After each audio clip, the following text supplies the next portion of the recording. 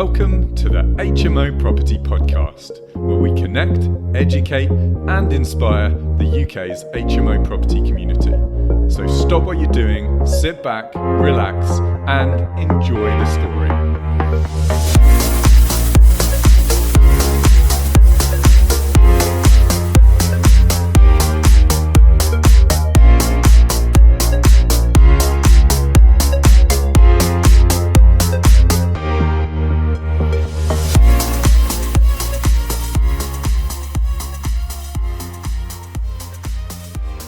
What's up, HMO Nation, and welcome to another episode of the HMO Property Podcast. In this episode, we're interviewing successful HMO property investor, Charlie Sullivan.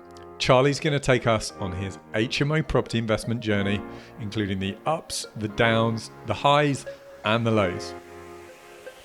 Now, Charlie's been investing in HMOs for some 10 years now. He's completed 4 projects and houses over 20 tenants. So let's jump straight in. Charlie, welcome to the show. Thanks for having me, Rupert. Good to see you. Charlie, before we dive into the details, tell us about yourself. Tell us about your journey before you got started in HMO investing. Right, okay. So I invest with my wife, Jeeling. We have a company called Capstone Fox Properties, and prior to investing, we were both in the corporate world. So my background is I'm a chartered engineer, mechanical engineer, working in the subsea industry. I worked in that industry based mainly out of the northeast in Newcastle for the best part of 10 years. So I studied up in Newcastle at the university there, and then basically spent all my career in that area and worked my way up through the ranks really, and ended up traveling the world and looking after sales and business development for a successful engineering company. My wife, Jeeling, she is a PMO analyst or in project management for Virgin Money, and so has spent most of her career in the financial services and banking, and also recently came out that as well as we look to focus on investing full time. So very much people who are in the corporate world and have then made that transition out of it. And so, yeah, that's kind of our background. How many years did you do in the corporate world? So I was there for 10 years, worked for maybe 3 or 4 different companies, specializing in subsea pipe lay for oil and gas, and also in subsea cables and cable protection for wind farms and offshore oil and gas platforms. A very lucrative industry, I have no doubt. Yeah. So it was a really good, really interesting industry, very challenging, very technical, and really kind of developed a lot of skills that were transferable into property. So gave me a good foundation really to get started. Charlie, did you enjoy your 10 years? I did. I wasn't one of these who kind of came out of it, was looking for a reason to get out of the industry and hated what I did or anything like that. It was quite the contrary, really. I'd sort of learnt my trade as a design engineer early on, so spent a lot of time doing calculations and commissioning equipment that was used out in the field. I then moved into a sales environment where I got to do a little bit of technical, but as soon as it got too hard, I could hand it over to the engineers. Perfect. And I focused more on the networking and the sales side. And obviously with that comes nice trips abroad and steak dinners and things like that. So that side of it interested me more than the process of doing all the calculations. And you went around the world a little bit as well, did you? Yeah, so I joke and say anywhere that had good weather and good steak. So I spent a lot of time in Houston, Singapore, Dubai, Abu Dhabi. Yeah, it was fantastic. Just got to go out to a lot of the major oil and gas and offshore hubs around the world during a time that's been quite volatile. Obviously, like oil price dropped massively a few years ago, and the industry took a big hit. And that's kind of really when I developed the most in that industry and got my opportunity. Again, a bit transferable in property. Like when the recession hits, you can actually do really well, and that's where the opportunities are. So spent the last few years rebuilding and growing as the market was recovering, but had a lot of fun. And I'm really, the reasons for me leaving, as I'm sure you'll ask me about a little bit later, were not because I hated my job, but were actually something very different. Charlie, great. Tell us about now how you got into the world of HMO property investing. Tell us about the transition and just tell us how you made that entry.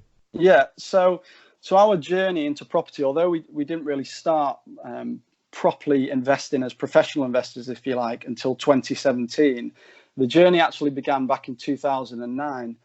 My father was a property developer around Greater Manchester. He built quite a lot of homes in the area, and then he moved back into his first love, that was engineering, in his later life. And in 2009, I was in my early 20s, and a friend, my best friend, and I were having a beer one night, and as you do when you're sort of like young men with visions of being billionaires by the time you're 30, we had this great idea that we would take an end terrace house in Bradford, and we'd turn it into a shop and top, and we'd get double the rent. And, Nice. and we just thought this was a great idea. And obviously a lot of people have done that before.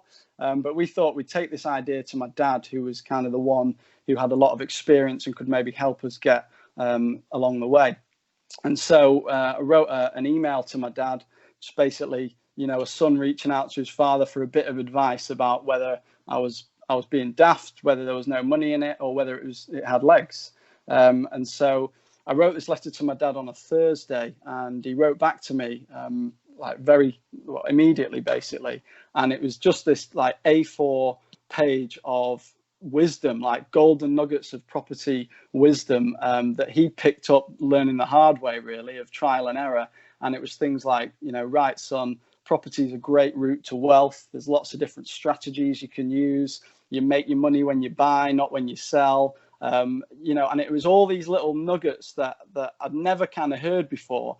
And so he sort of encouraged me in that letter to pursue this idea a bit more. And he basically said, like, let's get a day together and we can talk it through and come up with a strategy.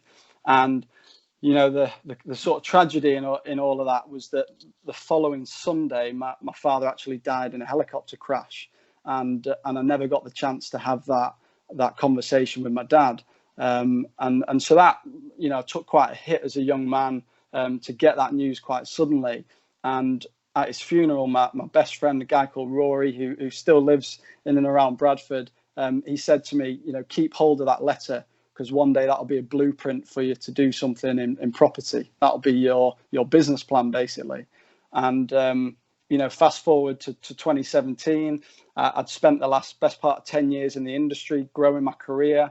My wife and I, we were, young professionals, quite happy every single year. We were earning a little bit more than we were spending. So we were feeling like we were doing well for ourselves.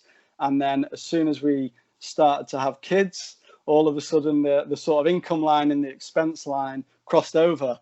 And we started to look at, like, what do we want for our children? It was no longer just about us.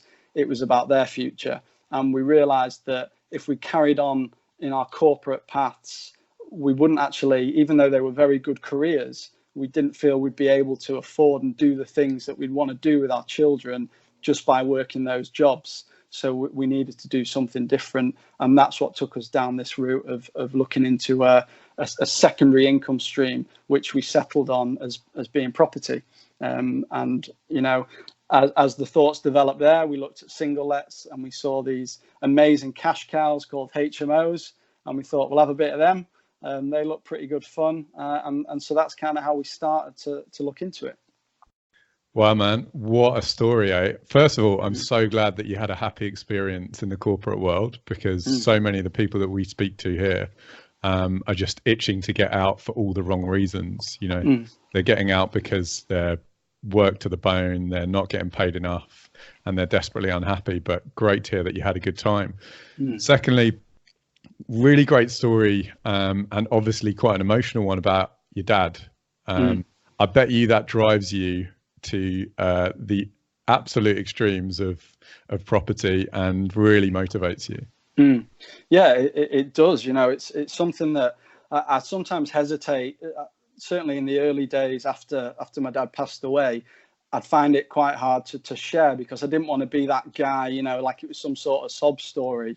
But everyone's got a story, And I think that story can either kind of, well, it will shape you in some way or another, and you can either use it as a positive or you can use it as a negative. And for me, I felt very grateful for the 23 years that I got with my dad, and I felt really appreciative of the things that I learned from him. Now, don't get me wrong, I wish I'd had the next 10 years to learn from him. And I think, where would I be if I had that? But what it's caused me to have to do is to go out and find, excuse me, that wisdom in other people. So, I view anybody on this journey who's kind of where I want to be as a potential sort of like a father figure or a role model. And I'm not shy to go and ask for help because I have to, and so, yeah, it's part of my history. It's part of my story. And it's something that encourages me. And I hope it encourages other people, because it doesn't have to be the end of something. It was actually the springboard into me doing something that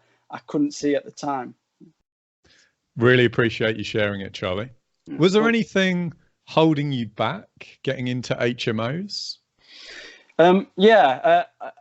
I think with HMOs, for us, there was a big fear about the lack of knowledge and understanding, really, and that in property, you're dealing with big sums of money, particularly from a position of maybe only saving a few £100 or a few £1,000 in your savings account, to needing to then invest, tens of thousands into something that you don't know if it'll work. So for us, we wanted to make sure we set off on the right foot, and that we got educated on it, and that we learn about what are the pitfalls, what are the things that we can do wrong. So that was a big part of the process.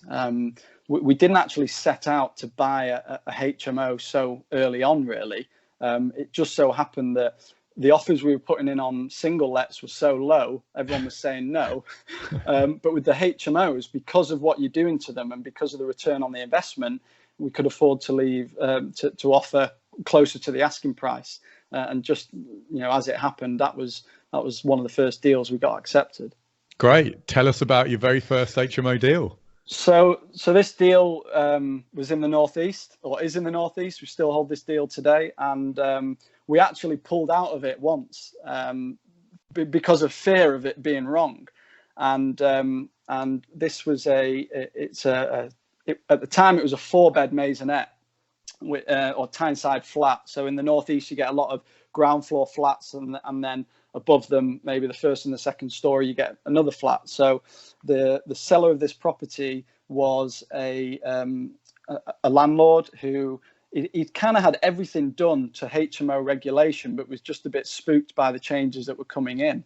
Got it. So although it was technically over 2 floors, because the entrance was on the ground floor and it was on the first and second floor, it meant that he just got a bit worried when the changes came in last year, and so looked to offload. So we bought that property. I think it was on the market for 130, and through amazing negotiation, I put an offer of like 120, and they said, "Will you meet in the middle?" I was like, "Yeah, all right then."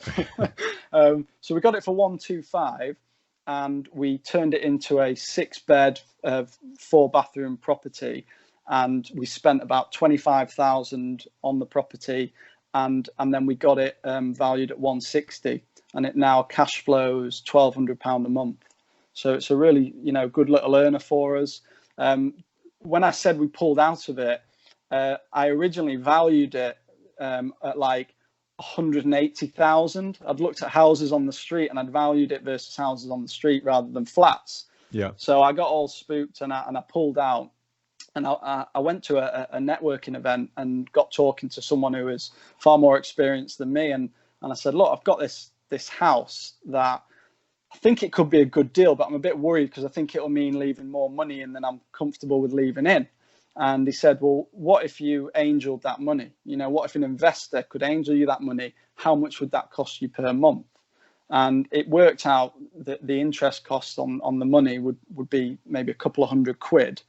And when you factor that into me making £1,200 a month on the rent, he said, "So you're still making £1,000 a month?" And I was like, "Yeah, when you put it like that, sounds like a good deal." He's like, "Yeah, I'd do it." So I ran to pick up the phone to the agent. I said, "Have you still got that deal on the market?" And they said, "Yeah." And so, yeah, we tied it up, and that was our first deal.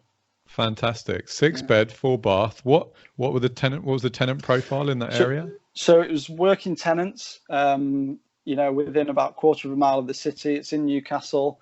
It's in an area where there's already HMOs.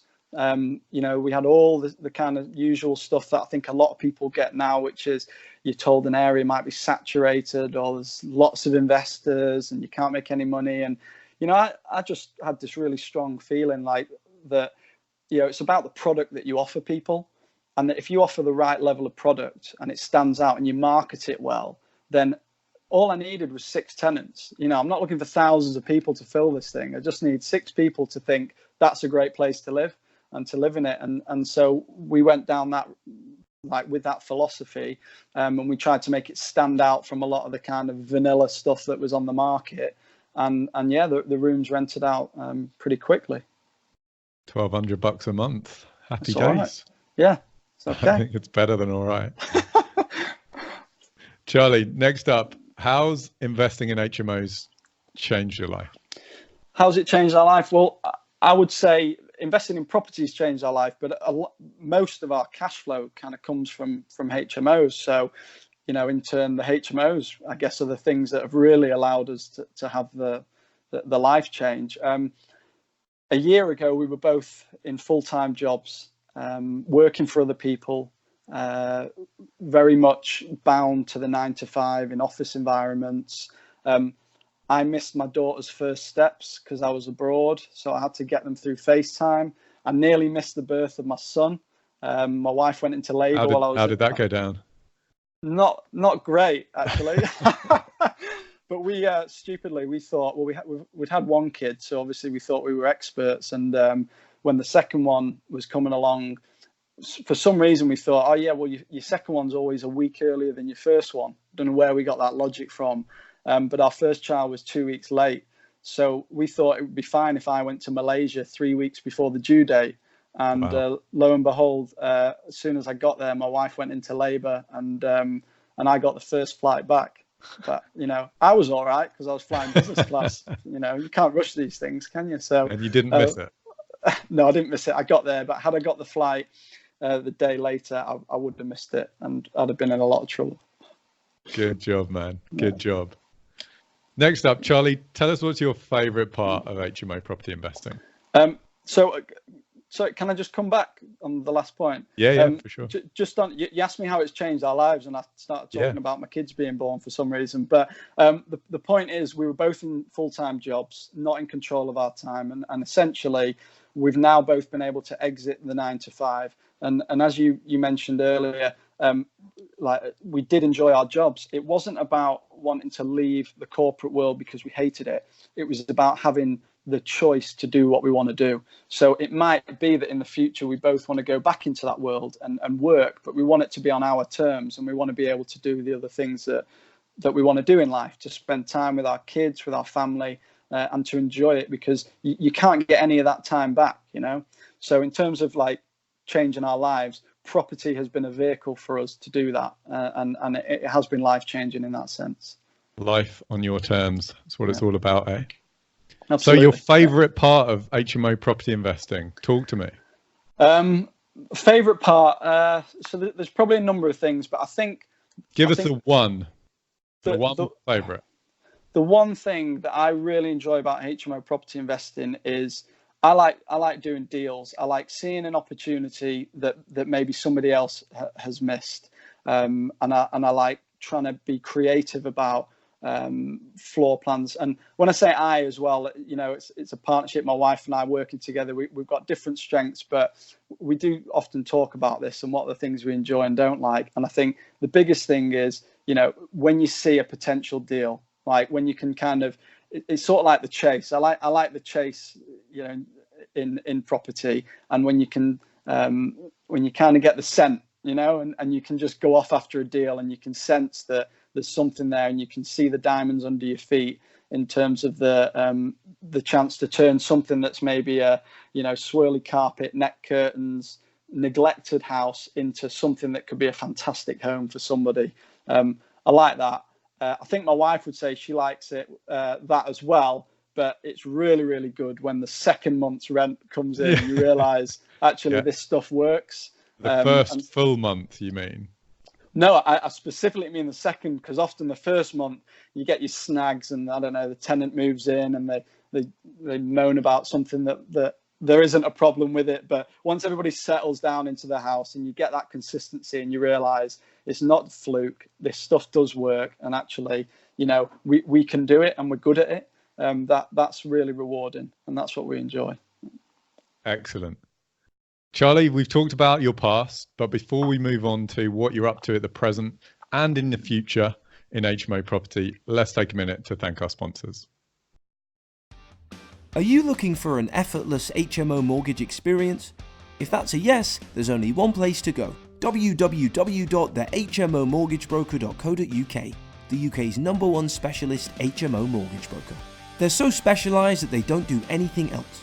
HMO mortgages, HMO remortgages, and HMO bridging. That's it. They have access to every HMO lender out there, and even some exclusive products not available to other brokers.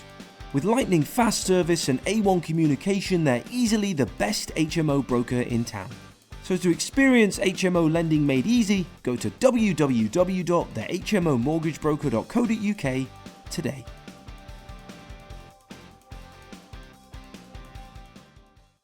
Charlie, fast forwarding to the present day, tell us a bit more about your HMO portfolio. So in terms of our current portfolio, everything that we own is currently in the northeast of England.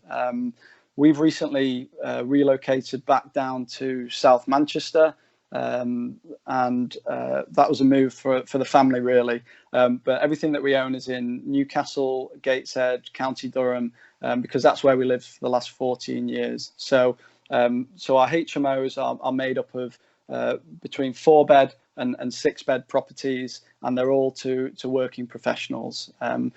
That's not an intentional thing on our part. We haven't avoided the student market. It's just the way it's kind of panned out, that we've bought in areas where there's strong demand for working professionals. Got it. And is there kind of 2 in one area and 1 in another and 1 in another, or are they kind of fairly clustered? They're fairly clustered. We've got one. Yeah, they're fairly clustered. They're all within about a mile of each other. Oh, well, pretty clustered. Yeah, but the northeast is a small place. It's Newcastle, Gateshead, and Sunderland could probably fit in half of Manchester. It's not a big city, so there's a few areas to invest. But we like the 6 beds, but we actually particularly like the smaller properties. We've kind of, as we've done this journey, we've realised that our preference is probably more towards smaller properties. Tell me why. I think mainly because, and with the 4 beds, there's a couple of things. So obviously, when you get to 5 or more people, you come under all of the licensing regulation, and so there's a few more hoops to jump through. And certainly in the areas that we invest in, the councils have different views on stuff. Some councils want you to put soundproof boarding in between floors and ceilings, wow. Which can be a bit tricky. And also with the 6-bed properties, they tend to be sort of different stock to look for. And in the areas that we invest in, we just find there's a bit more opportunity in than maybe finding a 3-bed house and turning it into a nice roomy 4-bed, than trying to find something that we can pack out and turn into a 6-bed. So with the 4 beds, there's less traffic in the kitchens and the communal areas. People generally get a bit more space in their own bedrooms, and we don't have to do as much in terms of moving walls down and completely reconfiguring it.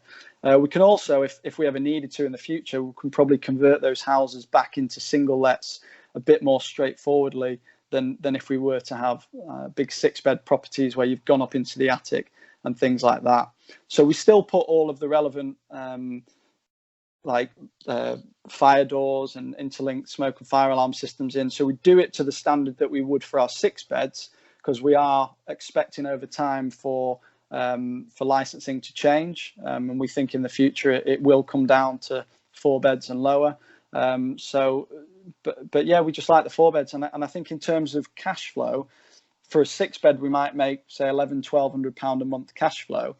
we can make £900 a month on a 4-bed property. So for the sake of an extra couple of £100, you've got to get 2 more people in. That's 2 more tenancy agreements. It's 2 more people falling out with each other. It's just, to us, it's more people, more problems, that you can get. So we like the smaller communities.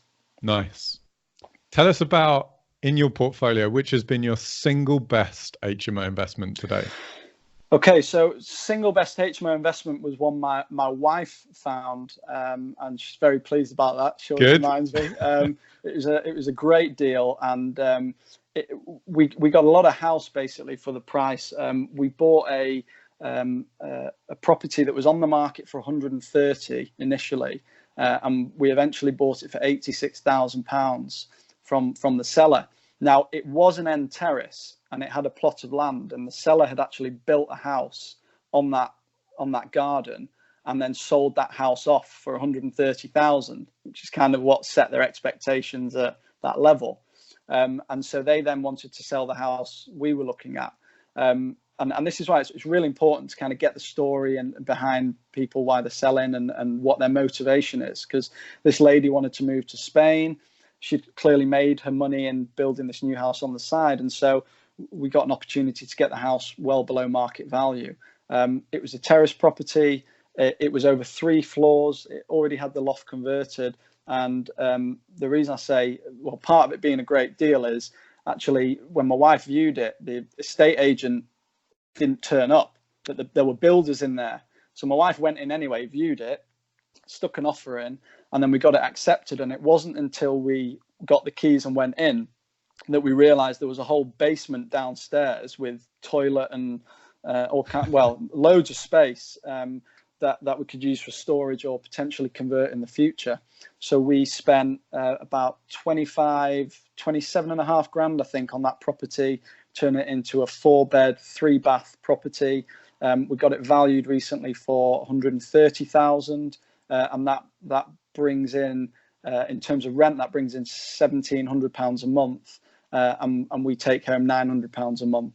So it leaves less than £20,000 in, and it's about a 49% ROI. So what an ROI! I think I might need to have a chat to your wife. Yeah, so get her to do some deal finding. But there's no more deals like that in the Northeast. Oh yeah. So yeah. None that you're going to tell us about. No, so that was a great deal, and we were really pleased with that. And it was also one of the later deals we did. So having done a few, we were able to kind of get a bit more creative on the decor and the staging and all of that. Got the professional photographer in, and every project you do, you learn something different that you take on to the next one. So that's kind of like our flagship, if you like, or our sort of baby at the moment. And I should add as well, the loft room's got this phenomenal view over Newcastle because of where it is in Gateshead. It looks over Newcastle, and you can see like all the river and the Tyne Bridge and all of that. It's pretty cool. So fantastic, man. All right. Change your tone slightly. Oh, no. Tell us, Charlie, about one significant mistake that you've made in your HMO business that you think by sharing you might help other people avoid. Right. Okay. First of all, we've made loads of mistakes. Instagram, Facebook, all of these things. They can often paint a very rosy picture of things, but we've made mistakes. We've lost money on deals. We lost 800 quid on a corporate sale of a property because somebody gazumped us. That was painful. I think one of the biggest mistakes we've made with HMOs is you trust. So we don't have a lettings business, so we outsource the lettings to a letting agent, and you trust that letting agent to look after all of your profit, basically. It's a huge amount of trust for them to take on board. And I think one of the mistakes we made early on was we got a referral to a letting agent, and we just handed our property over. And basically whatever the letting agent said to us, we took it as the truth. If a room didn't rent, it was because of the market, or people were saying the room was too small and this, that and the other, and we just thought that was the case. And it kind of got to a point where we start to think, renting the houses out, we should really kind of manage this a bit closer and kind of delve a little bit deeper. So it transpired that basically this particular agent we were using hadn't been advertising the rooms on the right forums. They were paying for Rightmove and these kind of channels, but weren't actually using them. They were only using some of them, and really we just weren't being marketed properly. So we had a void or two voids in a HMO, which when we then went and spoke to another letting agent, we got them to kind of have a look and give us their opinion, like, is the pricing right? Is it staged right? And they said, yeah, it should be renting absolutely fine. And so we asked them to do the tenant find, and within 2 weeks, those rooms were filled. So I think the lesson learned to us in that instance was you can't take for granted like that people won't treat your stuff the same as their stuff, you know. And quite often these letting agents, they're working on very slim margins. They've got a lot of landlords that they're looking after. And if you're not shouting up to be heard and be looked after, you can potentially fall by the wayside. And the only person that's going to lose out there is you, because that's money in your back pocket. So now we have a very close working relationship with our letting agents. We talk to them regularly. We're asking for feedback and input on what we're doing. And because we want to make sure that, you know, if there's a void or any reason money's not coming in, that we've covered all the bases to at least know we've tried everything the best that we can. Got it. Good communication is essential in any HMO business. Yeah. Charlie, tell us about your HMO portfolio plans for the next 12 months. What are you up to? So next 12 months for us, we're not looking to own hundreds and hundreds of HMO rooms. That just isn't our strategy. I think like the way I'm kind of wired and geared is I'm results driven, and I love doing deals. I love chasing property deals, but I have to be a little bit careful that I haven't just created another job for myself, because the whole reason we got into property was to create time. You know, I get to walk my daughter to school. I get to hang out with my family now in the weekdays. You know, a lot of my friends are in jobs, so you know, I need more playmates basically.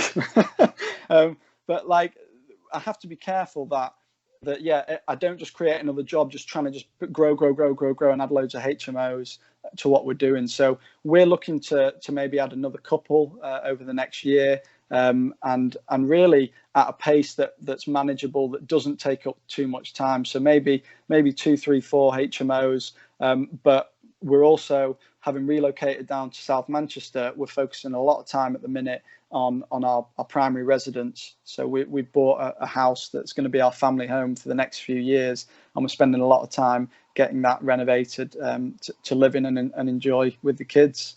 It's what it's all about, eh? Yeah. Fab. And what about, apart from acquiring a few more for your portfolio in the next 12 months, is there anything else that you're up to in or outside of property that you'd like to share with HMO Nation?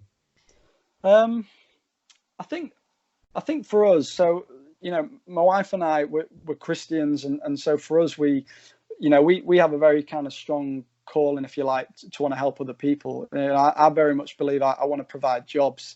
I don't know how that looks. I don't know what kind of framework that will come within, but you know, I have that on my mind, and so whatever we do, we have sort of goals for our family, goals for our children, but also philanthropic goals to do things to help other people. And I know that can sometimes maybe be seen as a bit of a throwaway thing, like people just want to do charitable stuff. But at the end of the day, you know, life is short, and I've kind of learned the value of that at quite a young age, to know that you don't know what tomorrow is going to bring. You don't even know what the next hour is going to bring. So I know that money can bring you many things, but it's not going to bring me happiness. It's not going to bring our family happiness in itself.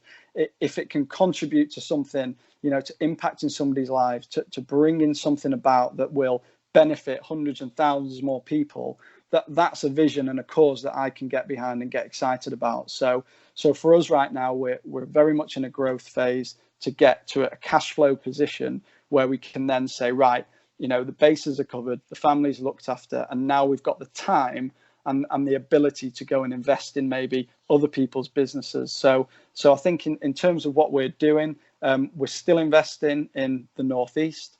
We're investing in the Northeast. We're investing in the Northwest as well. But we're also looking at growing our network beyond just property and connecting with other like-minded business people in all walks of life, really, because at the end of the day, and I learned this in in the sales world. It's the same in any industry. It's all about relationship. It's all about who you get to know. And I want to live a rich life. I want to live a life rich in memories and experiences. And I think the best way to do that is to try and not just be a one-trick pony in one industry, but to go and build relationships with other people, because you just never know where it might lead to. So I don't know if that answers your question, but no, it's but yeah. It's good. It's clear that you've got other passions outside of just property, but you realize that property is a good vehicle to help you facilitate that. Yeah. So no, it's a good answer.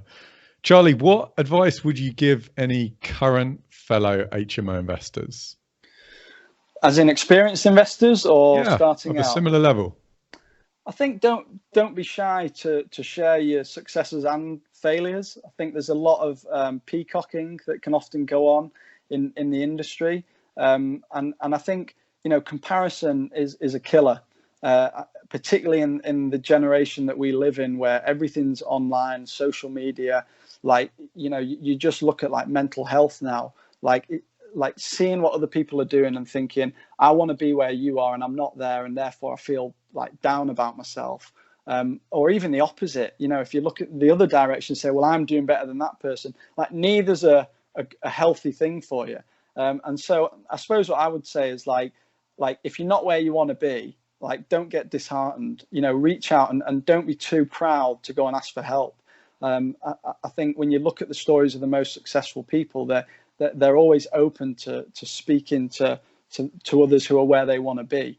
There's nothing new under the sun in terms of the strategies that we use. There's probably somebody already doing it 10 times better than you. So go learn from them. And just focus on, I guess, what you're doing in your lane, and try not to worry too much about whether somebody's growing at a faster rate than you or not. Just enjoy where you're at. Don't wish it all away, because part of the fun is in the journey. And something my wife and I often say about our property business, and also our home renovation at the moment. We keep saying, when it's done, everything will be better, and we can just relax. But I kind of feel like when it's done, we'll look back and go, do you remember when we were doing that? It was loads of fun, and now we're kind of bored because we don't know what to do. So yeah, enjoy the journey, run in your lane, and don't be afraid to ask for help and reach out. Good. It's a phrase that we've heard before. The comparison is the thief of all joy. So I'm glad you brought that one up, because it's very pertinent. Charlie, it happens to me as well. I would say I have to deal with it as well. We have people who chat to us and they think we're doing, great in what we're doing, and I look at other people and think, I wish I was doing what they're doing. But you have to bring it back to what your goal is and why you're doing it, and be happy and content with that. It happens to all of us. What about any advice you'd like to give people looking to get into HMO property for the very first time, Charlie? Okay, so one of the things early on when we started out was we felt that we could be quite dangerous with a little bit of knowledge. You read one book and all of a sudden you think you're like Warren Buffett and you can just go kind of do anything you want in the industry. But if there's one thing I've found about the property industry versus other industries I've worked in, is that it's amazingly open. The amount of information and support that's out there, if you go to the right people, it is phenomenal. Because I think it's one of those industries where when you're doing it, when you're investing for yourself and you're running your race and you see other people running theirs, actually you want to champion what they're doing. And I think the people doing it best are encouraging other people to succeed and almost do greater things than them. And so for anyone starting out, I would say getting the right education, whether that be in the form of making sure you're reading and listening to podcasts. There's lots of phenomenal material. We read all the kind of classic books, the Rich Dad, Poor Dad, the Napoleon Hill stuff. We listened to a lot of the free podcasts. There's quite a few of those, and just soak up the knowledge, but then align yourself with somebody who's doing what you want to do. And go and speak to them and be willing to spend time with them at your expense to learn what they're doing, because people who are doing successful things in property are generally very busy people, and so their time is valuable. So just be mindful of that. Be willing to take them out for a coffee or for dinner, to ask them, and even to engage with them and say, look, I want to be helped and coached and mentored, but make sure they've got the credibility and the backing behind them. So yeah, don't be too proud to go and ask for that help, and be a student, learn as much as you can, and just have that person who can be your accountability buddy, if you like, and can help you along that journey. That helped us massively. We had a coach, a lady called Debbie, based in the Northeast, who has just been a phenomenal support for us and has helped us really just kind of keep us accountable to the viewings, the offers, what do we need in our team, and someone who's a third, a neutral person who can say, I think you just need to chill for a few days, or I think you need to do this or that, and just help you, because sometimes when you're in it, you can't see what you need. You need that neutral person to help you out. Good. Getting educated and getting a mentor, something we recommend to a lot of people. Yeah. Charlie, before we sign off, we'd like you to recommend one great HMO resource or book that you'd like to share, and then let HMO Nation know how they can get in touch with you, and then we'll say goodbye. Okay, so in terms of a resource, this is something that I use with one of our letting agents, one of our best ones, in terms of the service that they offer. They use software called Arthur. So if you're going to get into HMOs, you want to look at systemizing, particularly if you want to be doing sort of more and more and you want to have a large portfolio. Arthur is software that enables you to manage the tenants, the agreements, any work that needs doing. So say, for example, a door handle's broken at one of the properties, we get a notification with quotes from the contractors for replacing things, and we can just accept it. And by accepting it through our phone, it notifies the contractor to go get the keys to fix things. So you can automate and systemize a lot of things. So I would say, whilst that's a specific one, to answer the question, like look at a lot of the property technology, prop tech that's out there at the moment, because a lot of it can be systemized and it will save you a lot of time in doing so. Great, love that. What was the second question? The next bit's, how can HMO Nation get in touch with you if they so wish? Okay, so we are on Instagram, Facebook, LinkedIn. We have a company page. It's my wife and I that run it. And our company is called Capstone Fox. So if you search for Capstone Fox Properties on social media or capstonefox.com, you'll find us on there. And yeah, we look forward to hearing from you and happy to help in any way we can if whatever part of the journey you're on. Great stuff. We'll make sure we link all your profiles in the show notes page. Great.